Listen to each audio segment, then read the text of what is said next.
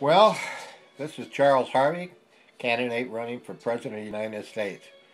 I was thinking today, what a miracle it would be if all the hardworking Americans and the middle class and all those making under $50,000 a year, which about 70% of the people were to vote for an unknown person like myself, one of them, who's come up the hard way, who's experienced life in all its realities, who really cares for people.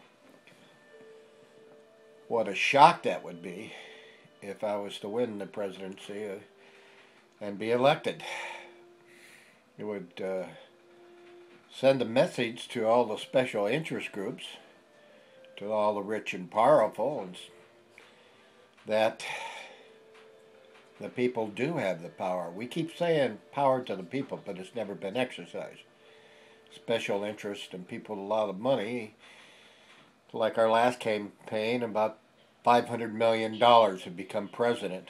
What's amazing is since 1980, becoming president has gone up, the cost has gone up from anywhere from 100, 200 million to 500 million to 750 million. While the American economy has been going down since 1980. And where have all the American jobs gone? Good paying jobs? Well, they've gone overseas.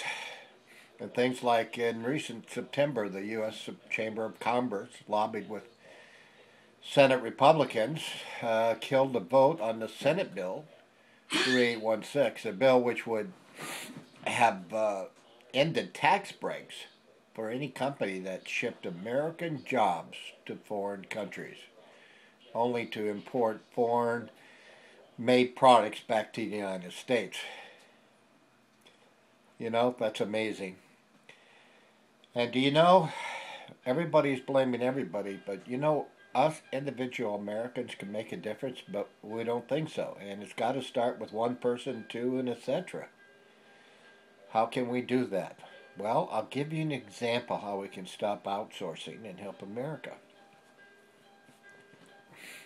ABC, about a month ago, did a research, and they found an average American husband and wife with a daughter and a pet. They went into that house, and with permission, the table was all set and everything. They asked them how much American products do they have. And they said, well, probably 90% or more. So they started grabbing items off the table, and left and right, the plates in China, items from Japan, Taiwan, the table and the chairs from the Philippines. Actually, there was not one American product in that surrounding area. So the reporter and the team asked if they could have access to their house, and they put them up in a condo for 7 days, and brought them back.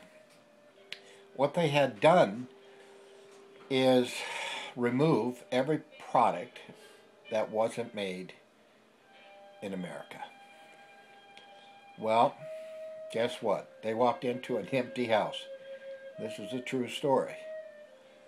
The only thing they didn't remove was the kitchen sink, which was manufactured right here in America.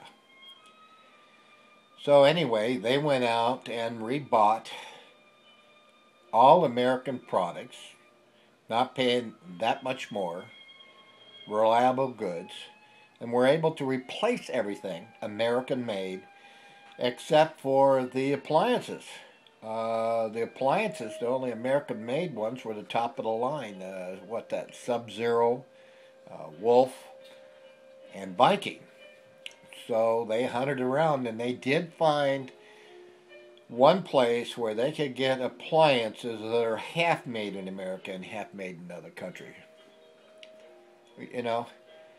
So just think, if you actually, everything you bought, looked at the label, and if it's not made in America, don't buy it. You know what that would do? That would stop the other countries and start improving our income base and creating more jobs here. Now, you do the math by millions of Americans did that. You know, I bet even any senator, congressman, representative, any political person went into any of their homes, and I'm sure they own several homes, would find that the majority of their house is filled with foreign-made products. That's ironic. You know, Americans been losing good-paying jobs at an alarming rate. The McKinsey Global Institute estimates that 10 to 40% of all white-collar jobs, such as architects, research scientists, engineers, chemists, and product development, will be outsourced in the next 5 years. Uh, American service economy is also being quickly dismantled in favor of inexpensive foreign labor. By 2015, over 3.3 million higher paying service jobs like accounting and payroll processing will have left the country. You know, we are declining.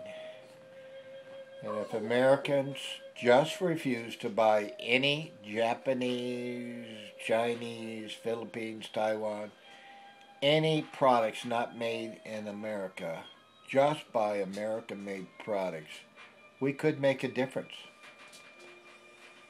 And, you know, we've been going right down since 1980s. And another thing, of course, has been going down in from the 80s is our education. You know, somebody asked, when do you think U.S. Started declining in ranking in the world in education? What do you feel contributed to this? And a good answer is how about when we established the Department of Education. So another thought I had that, you know, if I had a second wish other than becoming President of the United States and showing you what I could do, would be to have the President call me. He got word that the unknown person, not rich, sort of average, wants an hour time to speak to all his Congress, Senate, and reps at one time. And they had to sit there and listen. And boy, what a dream come true. I've had these people looking in the mirror and bringing facts to them and making them really feel is not as important as they really think they are. You know, I really believe if we can convert all the egos of all of our government employees, the higher ranks especially, we could convert that to energy, we would have enough to power the United States of America for 1,000 years. Well, this is Charles Harvey, candidate for President of the United States, saying good night.